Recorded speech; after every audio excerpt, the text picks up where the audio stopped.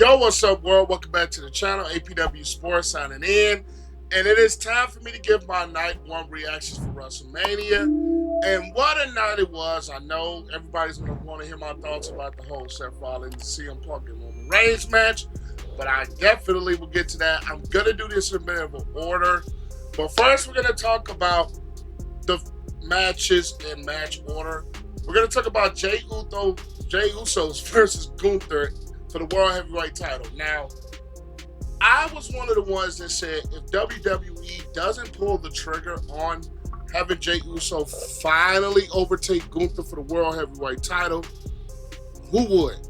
Because at this point, Gunther's championships reigns, whether it was the NXT UK title, the Intercontinental title, it almost felt like it didn't have an end to it. And Gunther's run itself, to me, was getting a little stale. It wasn't a lot put behind it. And I always thought he was one of those guys as champion. Like, he had to lose it to end the regaining back to get a different reign, to go in a different direction with a reign. But Jey Uso finally gets his moment and becomes the fourth of the Bloodline to get a World Heavyweight title, whether we're talking about The Rock, Yokozuna, and Roman Reigns. Now you add Jey Uso to the list. Now for the match itself, I am going to be honest. I thought it was going to be a little bit better. I'm not one of the ones, some people that, oh, I hate this match. Oh, I hate this. It was a match where we already seen them face off 3 different times for Intercontinental and World title matches. So, yeah, those have been good matches. I think this is the best one out of the matches that they had. But when we're talking about the moment, and I think wrestling is more about moments. Moment of Jey Uso capturing the World Heavyweight title after all the storyline he's been through, whether it's Gunther attacking Jimmy. The match was a solid match, whether we're talking about the power bombs that Gunther hit on Uso and then Uso returned the favor and hit the power bomb on Gunther. The match itself was a very good match in my opinion. I liked it. I enjoyed it. It had those moments where you thought Gunther was going to take over. Then you had moments even before Jey Uso won that you thought, Jey Uso might have this. But then Gunther kicked out. And for him to hit 3 splashes and then turn around and beat him and make him tap out with his own sleeper hold move, I think it was an epic finish and a story to be told that Uso finally found the strength and the power to overtake Gunther. So I really like the fact that I like Gunther as himself, but I really like the fact that Jey Uso had his moment and was able to capture a world title. And the fact that they brought Jimmy out to the ring with him to celebrate with him was dope. His entrance was dope. So I really like that match as a whole. Now we're going to go to the next match, whether we're talking about the New Day beating the World Raiders for the World Tag Team titles.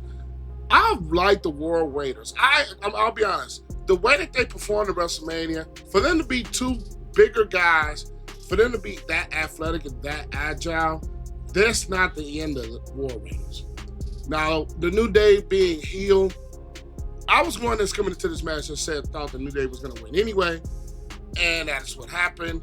They resorted to their heel tactics and win the match.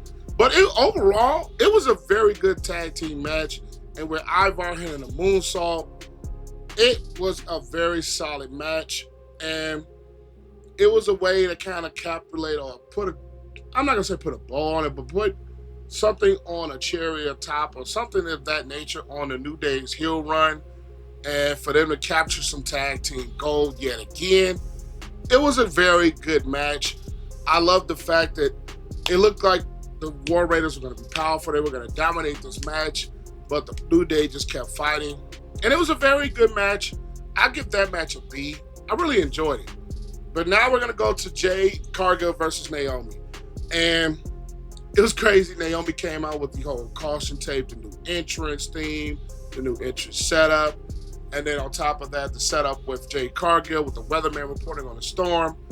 Overall, the match was solid. I really thought they were going to give Naomi the win and kind of push more of her heel character. I really thought that was the route that they were going to go with this as far as Jade versus Naomi.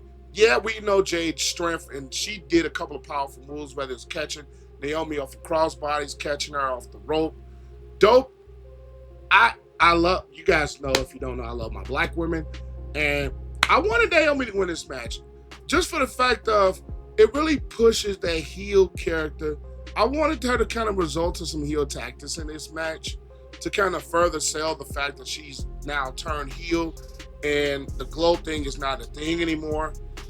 But the entrance is a little bit crazy. But I really thought that they were going to push Naomi to get the win over Jade Cargill. But nonetheless, a good performance by both of these women. I enjoyed the match itself.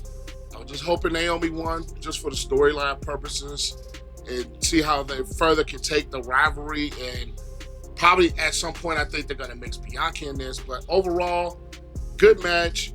They had some spots outside of the ring as well. So I really like this match. Give it a B. Next, we're going to go Jacob Fatu versus LA Knight. And I am a big fan of Jacob Fatu and him capturing the United States Championship. And the best move of this match was LA Knight countering the moonsault for the BFT. That move was insane. I thought at that point, it was like, oh my God, does he have this? But overall, that was a very good match. LA Knight versus Jacob Fatu. We all know Jacob Fatu is going to be a WWE champion at some point. I don't think there's anywhere around it. He is going to be a WWE champion at some point. He is too talented to be stuck in the mid card. And I just want to see where this goes. But overall, Jacob Fatu and LA Knight put on a show. They were both physical, getting after each other. And it was just a little bit of Jacob Fatu, a little bit too late. So I love the fact that they had that spot where Knight connected with the BFT and it was still not enough to put away Jacob Fatu. Both these men look strong in this match. Jacob Fatu obviously came up with the win, but I really enjoyed this match. I'm going to give it a B as well. Next, we're going to have El Grande Americano versus Rey Fenix. I'll be honest, this is one of the matches where I did not think the result of that was going to happen at all. I thought that Rey Fenix was going to end up exposing El Grande Americano to be Chad Gable and win their match. But I think they're going to push this El Grande Americano characters a little bit further. I'm not going to lie, I mean, I get it. It's a little bit different spin on the story, but I just like the fact Chad Gable himself, he needs a singles title at some point. Whether it's the Intercontinental title, at some point, I think Chad Gable needs an Intercontinental or US title run. Because he can really wrestle. And the whole El Grande Americano thing, I'm not going to lie, I'm not a big fan of it. I get it, it's the gimmick because of him having to beat luchadors and WWE getting a new deal with AAA. But I probably might be one of the few people that don't like the El Grande Americano. It's taken away a little bit of shine from Chad Gable and what Chad Gable can really do in the ring. But as far as Rey Fenix has a bright future ahead of him in WWE. He pulls off so much offense. I probably already said this. I'm not really watching AEW, so I know Rey Fenix and Penta as well came from AEW, but I'm not one of the ones that's been locked into AEW. So I didn't know too much about Rey Fenix until I started to hear the dirt sheets and rumors that he was coming to WWE. But Rey Fenix, he has a very bright future as long as WWE uses him right. But the whole El Grande Americano thing, the match was solid. We still had the whole metal plate and Chad Gable's skull thing. But at the end of the day, it was solid. But I just wanted it to end a little different because I just don't like the El Grande Americano thing. I really want Chad Gable to get a shine. And I thought it was okay. So I get at maybe a B-, C+. Now we're going to go to Tiffany Stratton versus Charlotte Flair for the WWE Women's title. And I'll be the first one to say I'm glad the result happened the way it did. Because I was one of the ones that didn't want Charlotte Flair to win. Because it's similar to Brock Lesnar. They just get handed everything. And for Charlotte Flair to put Tiffany Stratton over, it was a good thing. Now, I'll be the first one to say I'm not the biggest fan of Tiffany Stratton either. She still has a little way to go. But I think this victory for her And the way that match was, with both of them attacking each other's knees, especially Charlotte Flair with that surgically repaired knee. They had some good spots in this match, including Flair impersonating Stephanie McCurry's move that Booker T goes so crazy about. But I like the fact that Tiffany Stratton did show a little bit of a different side of her that we've been used to seeing. She got a little bit into that more darker bag, that more physical bag. And Charlotte Flair, we know Charlotte. I know talented as talented in this world, and we saw it in that match. But I just think this was the right move for WWE to go. Now, do I think Tiffany Stratton's reign is going to be very lengthy? No.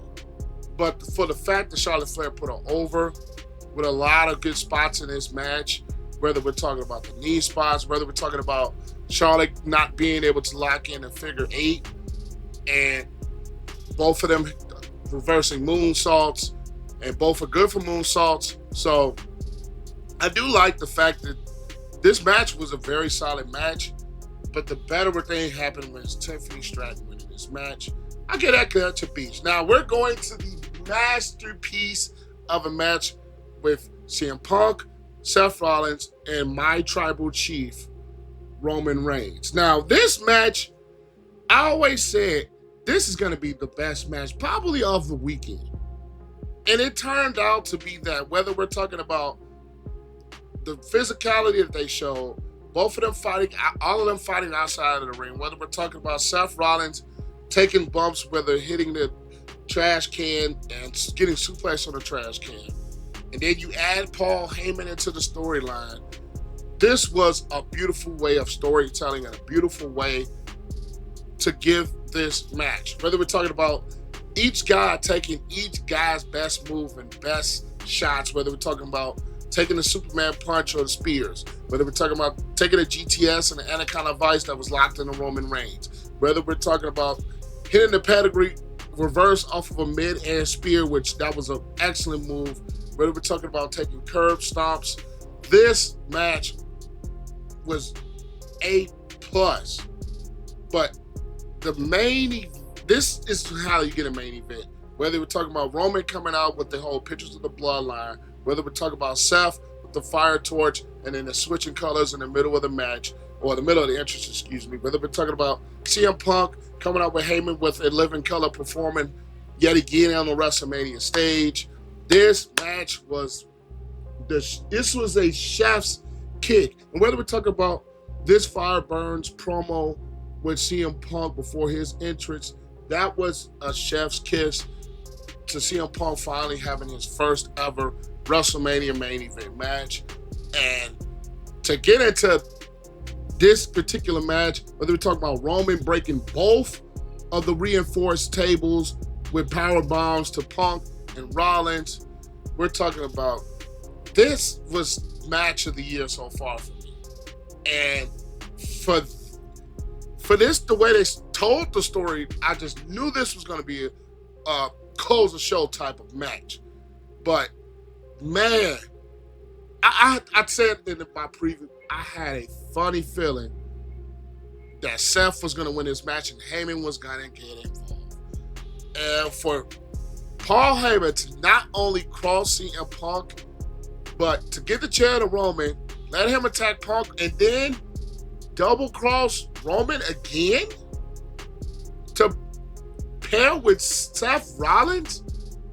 Was this the favor that Seth Rollins says, now you owe me one? And how long did they have that in cahoots? And it's poetic for Seth Rollins to end with pinning Roman Reigns yet again. It happened at WrestleMania 31 10 years ago when he cashed in Money in the Bank and he pinned Roman Reigns then. And it's another similarity to the Shield. So this is not only an element of long storytelling, this is an element of we got more to see from this. This makes you want to tune in more, because why? Why? We know the CM Punk thing was the favorite from the Safari Series, him joining the team. But why join Seth Rollins? Why pair with Seth Rollins? That is going to make me, I know I'm going to tune in anyway. It just makes you want to see more of where is this going to go from here. But that Seth kissing himself and then Roman and CM Punk with the dejection after the loss and Seth Rollins running on the ramp, exiting with Paul Heyman with the chair still in hand that he used. That was an amazing end to night one of WrestleMania, and still we got another night to go. I'll give that match an A+. That was insane. That match between Seth, Roman, and CM Punk had all of your emotions because it was moments, CM Punk got this. Roman got this. It was one of those matches where I almost lost my voice, and I would have recorded this the night of, but I had to get a little sleep to get my voice back because that was crazy. That was insane. But overall, I'll give the night a B+. I think some of the matches were good, but I think the main event really was the savior and the cap of the night. But those are my reactions. Stay tuned. We got night 2 coming up, and the night 2 reactions will be posted. I'll catch you guys then.